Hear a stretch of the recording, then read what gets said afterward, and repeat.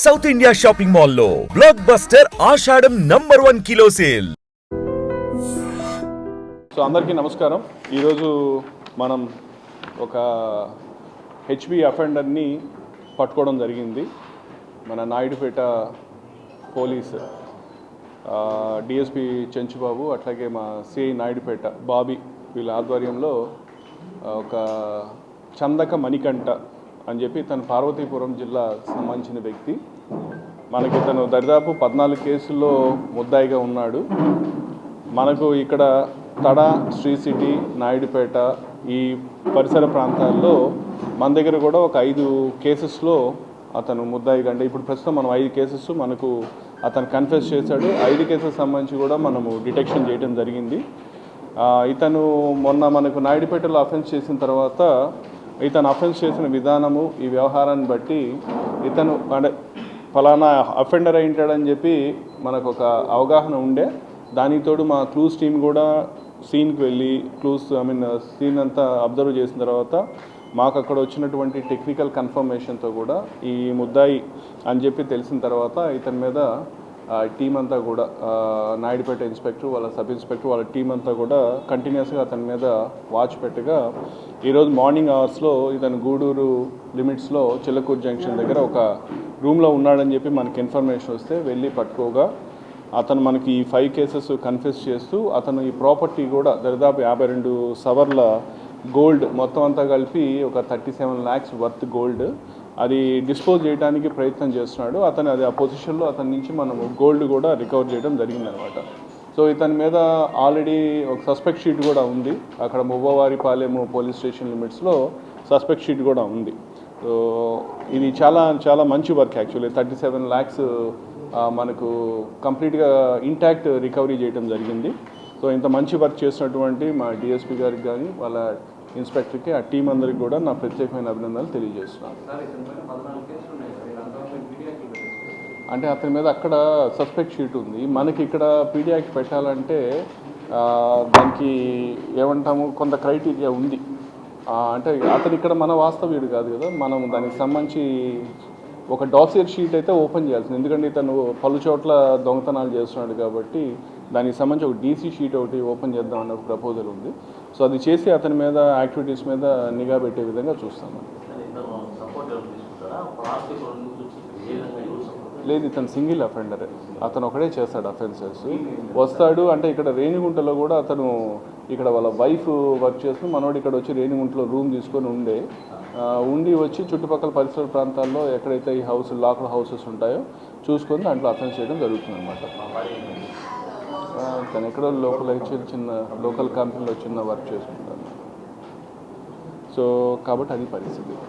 And ఇప్పుడు ఇంకా దీనికి కంటిన్యూషన్ ఏమంటే ఇప్పుడు ప్రాపర్టీ అఫెన్స్ కూడా మనము లాస్ట్ 1 month నుంచి స్పెషల్ టీమ్స్ ఫామ్ చేసి కంటిన్యూస్గా ఎఫర్ట్స్ చేయడం వల్ల లాస్ట్ మంత్ నుంచి ఇప్పటిదాకా దరిదాపుగా ఒక 74 మంది అఫెండర్స్ని పట్టుకోవడం జరిగింది. రకరకాల పలు కేసుల్లో కేసెస్ కూడా మనకి అన్ని కేసులు డిటెక్ట్ అయినాయి.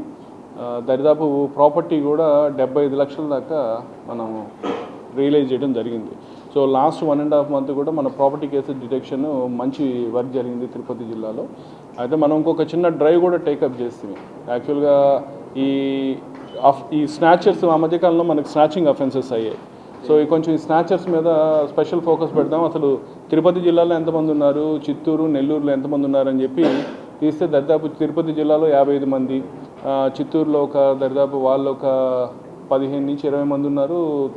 నెల్లూరు కూడా అదే నెంబర్ ఉంది. దాదాపు ఒక 90 మంది దాకా ఉండి మొత్తం మాకు 15 మంది కానిస్టేబుల్స్ని కన్సర్న్ ఆఫీసర్స్ అందరిని పెట్టి ఎవరెవరు ఎక్కడ ఉన్నారో వాళ్ళ యాంటిస్టెంట్స్ అన్ని వెరిఫై చేయడం జరిగింది. దాంట్లో కొంతమంది చనిపోయి ఉన్నారు. అయితే కొంత ఎఫర్ట్ చేయడం వల్ల కొంత ఇన్సిడెన్స్ ఆఫ్ మళ్ళీ స్నాచింగ్స్ అనేది కొంచెం ఆగింది. సో ఇదొకటి ప్రజలకు కూడా మీ ద్వారా తెలియజేయాలని చెప్పి అనుకున్నాను.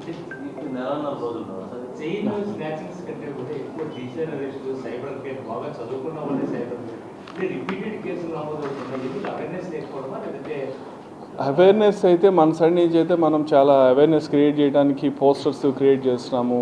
ఎప్పుడు మన వాళ్ళు మీటింగ్లకు వెళ్ళినా చెప్తున్నాము, కాలనీస్లో ఇంట్రాక్షన్కి వెళ్ళినప్పుడు చెప్తున్నాము. ఇప్పుడు మీరు చూస్తే తిరుపతిలో ప్రతిరోజు కూడా సీనియర్ సిటిజన్స్ తోటి డెఫినెట్గా ఇంట్రాక్షన్ ఇది పెట్టుకొని పార్కుల్లో కావచ్చు, బయట ఉన్నప్పుడు రోజుకి ఖచ్చితంగా జిల్లాలో కనీసం ఒక 70-80 మందితోటి ఖచ్చితంగా మాట్లాడినప్పుడు కూడా వాళ్ళతో దీని గురించే వాళ్ళకి ఎడ్యుకేట్ చేస్తాం.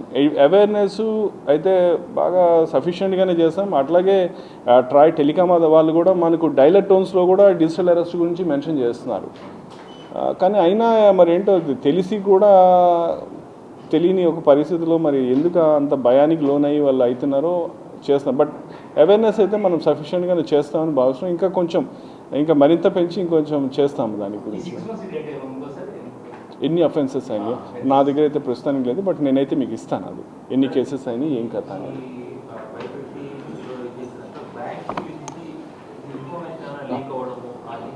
అటువంటిదైతే మనకు బ్యాంక్ నుంచి ఇన్ఫర్మేషన్ లీక్ అవుతున్న ఇదైతే ఎక్కడా కూడా ఇన్వెస్టిగేషన్లో అది మనకు రాలేదు. అది అంత ఓపెన్ సోర్స్లో నంబర్స్ వస్తున్నాయి చూసుకొని చేస్తున్నారు. ఇట్లా మన బ్యాంక్ యొక్క రోల్ అనేది ఇంకా కరెక్ట్గా ఎక్కడ లీక్ అవుతుందా ఏంటో మనం ఇప్పుడు లేదు దానికి సంబంధించి కంక్లూజన్